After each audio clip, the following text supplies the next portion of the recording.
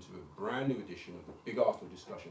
First of our weekly episodes, and today I'm joined by regulars Robbie from Arsenal Fan TV, Amanda from the Gooner Girls podcast. We've got Mark King, and also we've got Tim Payton. Hello and welcome everybody. Hope you've all had a good summer. Amanda, you look nearly as dark as me and Robbie. I am. It's turned up. We've got to have to start somewhere. We might as well start with the West Ham game. It was awful, in a word.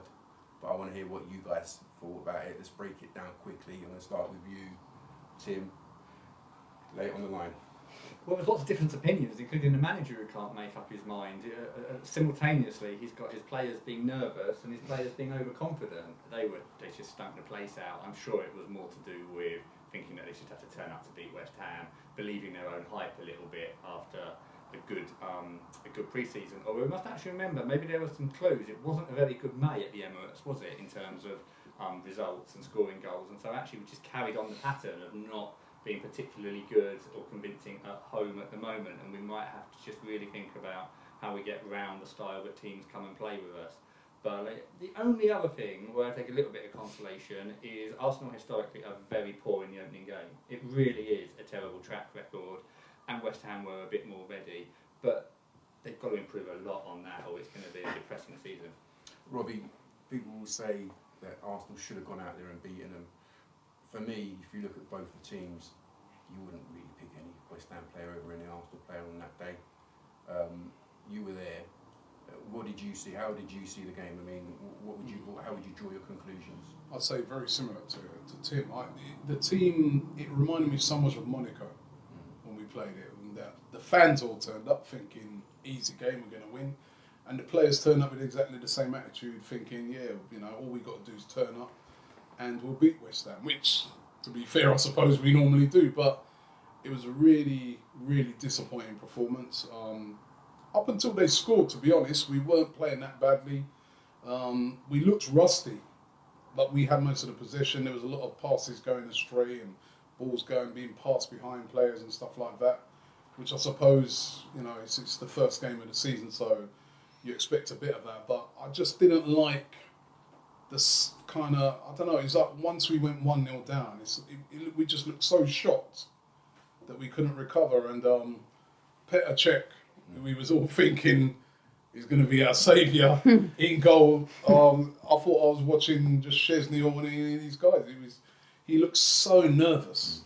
I was really shocked by the whole thing. But like Tim said, we always get off to a bad start, so hopefully we'll get better.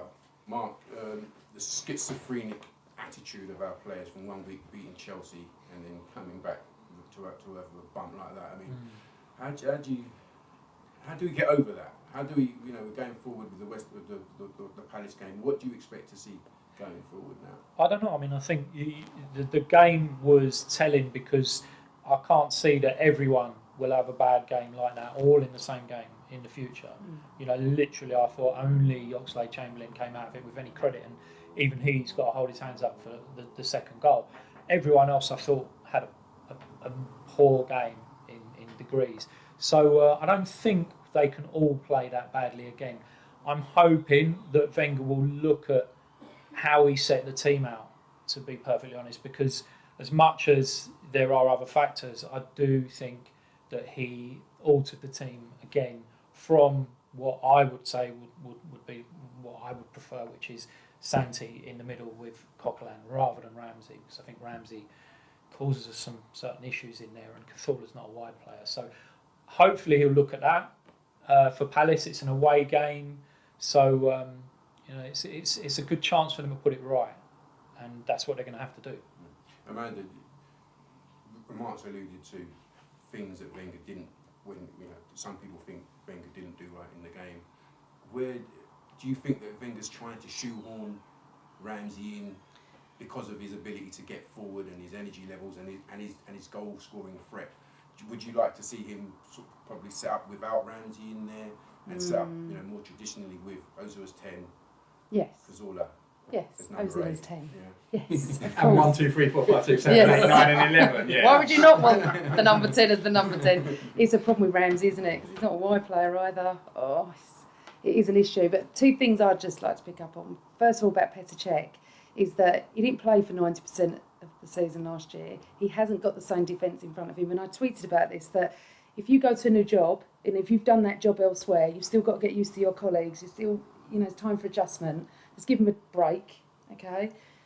Yeah, he was at fault with the first goal. I don't know what he was doing, but give him the kind of break that we wouldn't give Ospina. Then. I'm not saying that. I'm not saying that, No, but Tim. seriously, if Ospina had made 2 mistakes like that, imagine the execution mob that would have been sent out. Yeah, but Very Ospina's played Very with us true, for a very season true, and good a point. season and a half. He's played one But I game don't for remember us. mistakes from him as bad as those in the whole five. So half what of do you the want? You want season. Ospina in there instead of Cech? Well, no, I agree with you. Give Cech more. But all I'm just showing is that some players get the rub of the support, and some players One people are on game, their back straight yeah, away. but if it's 4 to 5 games and he's doing this, Well, if he it's will 4 or not. 5 games like that, we'd be sending him back. Yeah, didn't he send us won't to be. Real One. But also, as well, is that being the fact that I was away and I wasn't at the Emirates, is the fact that my social media had us winning 5-0. So I feel like the players went on the pitch thinking a little bit like that. I never thought that. Arsenal doing Arsenal all the time. But also the fact that West Ham had played competitive matches before this. And they played well and they deserved it.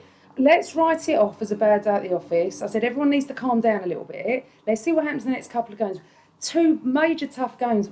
Robbie and I were at Palace last year. We only just won that. And they've improved. Oh, and They've they're a good strengthened. side. Sunday's going to be a massive match, and then we've got the Scousers Monday week, and they're not playing too badly. So I'm all right at the moment. It's a bad day. As Mark said, can you imagine the whole team playing like that? Bad as that again, every single player. I think he said today, was it today he said that he thinks it could have been a problem with overconfidence? Isn't that is it down to Wenger to sort of Well, make sure that's not the Well, case? he was at fault as well, I think, Arsene Wenger. But like Mark said, the team selection. I mean, we haven't been going with that formation. Oh, we went with that formation against Chelsea. you say recently, it's in the season. I sat in the stands and I said to our cameraman, I said to him, I don't even know who's playing on the left-hand side. I couldn't work it out. We just looked... I didn't like the team at all. I didn't like it, and if he's been playing Ramsey out on the right, and all right, we don't like him out there, but we have been winning games with him out there. Why then move him back? I don't know. It does seem at the moment like we're trying to accommodate everybody into the team, and we can't. We've always said that, Robbie. We have a problem with this midfield, don't we? Because we have a plethora of players, and then we come to the striking formation, and then you've got Giroud, and I said all along, I've said it and I'll say it again, we cannot win the league with just Giroud up there. I don't know, how did Theo play? Because obviously I've not seen the whole game. Didn't really do So too none much of them when it came on, really. to So be fair. let's literally look at Palace on Sunday. Yeah. I think we need to start from there. Okay, Sanchez is back, he's available. And that's crazy. Yeah. It is Absolutely. crazy. If he starts, the manager has lost the plot. But All the talk that he's given recently about physiology, about protecting players' health, the guy has not had long enough. If he plays, it will come back and bite us really bad. Whether it's in 3 months' time or 6 months' time, that guy, like everybody else, needs a rest. It's psychological and physiological. And they're so desperate that they think they need to pitch him in. Tim, I can I say I take your point, Tim. But I'm sure that when Chelsea plays City on Sunday and Monday, wherever will we start? But again, and he will break down. If they do it, this is why Tim, you don't take the but we players thought that last throughout the season, there was times I thought Wenger shouldn't have played Alexis at all. But he hasn't broken down, has he? We haven't had that sort. He seems to be the only player, touch wood. It will happen. He's I not indestructible. It will happen. He should have got rested last year. He didn't, and somehow the guy is a machine. That's what I'm saying. And he's gone all the way through, and he's gone through to taking the very last kick of the Copa America, and now he's had a short break. And he should. I agree with Tim. He should not have been even in the match day squad last week, because then the easy option is to throw him on when you're desperate for some width out on the left. If pre-season matters, and Wenger's always talked about why pre-season matters, then Sanchez hasn't had one. So why did the other 20? But maybe hold on a second. Sorry. But maybe he's the sort of player that doesn't need that rest. I don't believe there's All anyone right, I'm like just that. playing devil's advocate, because we don't seem to. We have players that are injured constantly, don't we? Look at Wilshere. Look at whatever. Is that the reason why he was But what I'm trying to say is maybe he doesn't need as much rest as everybody else. He doesn't seem to be. You actually look at his performance from January, and I was lucky I went over to Chile and saw quite a lot of the Copa America games. He was well below par. He was putting the effort in, but he was exhausted. Looked to me like a player that was working really, really hard to fight through exhaustion. He was a half the player he was for Chile. So you think by November, December we could break and lose him? I think unfortunately it'll be one of the most obvious "I told you so" is when he goes down with fatigue-type injuries to Aguero. He played on thing. And he doesn't get enough. I see Vidal's been playing it for Bayern Munich. Overplayed, and they're overplaying them as well. Sometimes I don't know, maybe it depends on the player, doesn't it? That's what I think. If they assess the player and they can see that the player is fit enough and he's healthy enough and rearing to go, why not play? They always with hindsight. Today he's talking about how he's overplayed Jack Wilshere in the past. They're always like a year or two down the line. I think Alexis and Jack are two different. They are, but Tim's right. We have overplayed Jack Wilshere. No. I agree with that. You guys, is it because Welbeck's not there? He's unavailable. Who else is there? Not really, man. There's only Walcott, really. You could put Walcott out left. With the Ox out right, if Rosicky was fit, maybe you could put him out left. There is the big miss is Sanchez, obviously, but then the other big miss is Welbeck because Welbeck can do a job out there and he gives you that width and a bit of pace. Plus he gets he's missing, he's missing as well. So desperate. Is it? Could it be because there isn't? I mean, we're not going to play Reina Adelaide. We're not going to thrust him in. I mean, Slaven Bilic probably would, but Wenger's not likely to do it, is he? No. But how much rest is enough? I mean, would you play him against the Scousers or you still wouldn't even play him then? That would have given him another 2 weeks of just training, getting ready towards being match fit. I just think, as Tim says, it's a risk playing him that soon because the earlier you play, the more prone you are maybe to picking up a knock. And the thing is, Sanchez will play every single game. Yeah.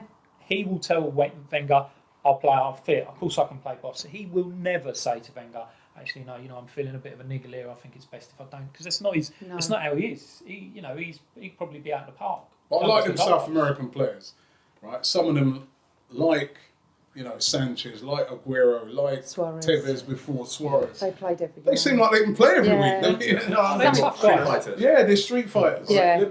So let me ask you this: what would be your team for Sunday? Amanda? Oh God. I would play Sanchez, but I'm a little bit like Robbie. I think I'd play him, and then he gets what? Well, he gets only a week's rest. I don't know. I have to be honest. Is he the actual? I think he. In your eyes, it's not the most critical, but we do miss him when he doesn't play. It's like the creativity and the excitement and the pace. I mean, I heard about Ozil on Sunday. Who was running for him? Because as we all know, he needs his runners. I'd definitely play the Ox, but where do we put Rams? It's such a... And you know what? When Sanchez came on Sunday, we looked threatening. Even you might say he weren't fit, but all of a sudden we had a bit of width. Before, everything was just going through the middle. We started to have a bit of width. And I just, listen, if the guy's fit enough and he's strong enough and they've assessed him in training, I'd play him. I would definitely. I was chatting to, doing an interview with a Palace fan channel earlier on today, and when I said to them that Sanchez might play, they was going, they hope. So we've got a player that strikes fear into the other team. If he's fit enough, only if he's fit enough, I'll play him. Mark, is there an argument to put Theo in there? Well, I think that's what you've got to look at. The left side is the issue because you either start with Sanchez and you run the risk of causing him damage, or you look at playing someone else out there. And literally at the moment you've got two players that can play wide in Ox and Theo, so you could maybe stick them either side, and they're both smart enough that they can cross over and rotate so that they can keep the fullbacks on their toes. That's maybe what I do. You could, I guess, play Ramsey out on the right like he did towards the end of last season and put Ox over on the left or Theo. But I think that's the issue we've got. But I think you have to go with Coquelin and Cazorla because I think Coquelin struggled on Sunday because he didn't have Coquelin there.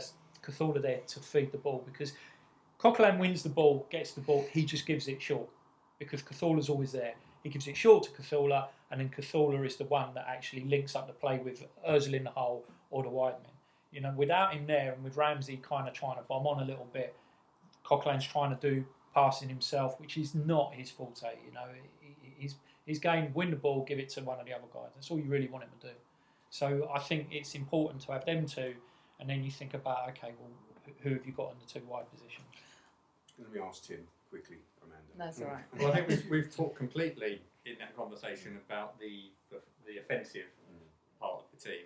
Palace are good. We're going to have to think about stopping them. They've got a lot of pace, haven't they, with Zaha and Punchin, and they've got Caballas coming in, which is a fantastic signing. I think that must be close to the signing of the season. Yeah. And it was only 2 years ago we were trying to buy him off Newcastle. You know, a week before Ozil came, it could very easily have been him in our midfield.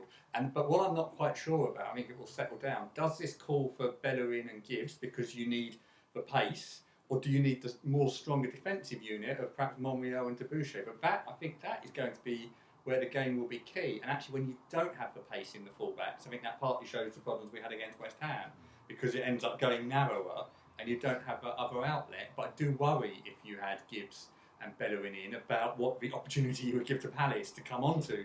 I think you play Bellerin, but you stick with Monreal. I was going to say that. Yeah. I think that's probably the right mix. So are we all in agreement? Are you guys all in agreement that Ramsey in your lineups drops out, or would you start with the same team again, or the same midfield triumphant? You know, I was thinking to myself today, maybe Ramsey on the right with Theo through the middle, because I just think Giroud at the moment looks to me a player that's not on form. I mean, even in the he done very well last year against Palace, and he's normally a great player away from home. But it just looks to me a player at the moment that's not on form, and maybe, you know, dropping him out, and you know, you've got the option that you can bring him on. I don't know. I'm not sure about Giroud at the moment. So he's got a big new contract, but so has Theo. No, I mean it's a truism worldwide across football that players perform better coming towards the end of a contract period than when they've just had a big new one given to them.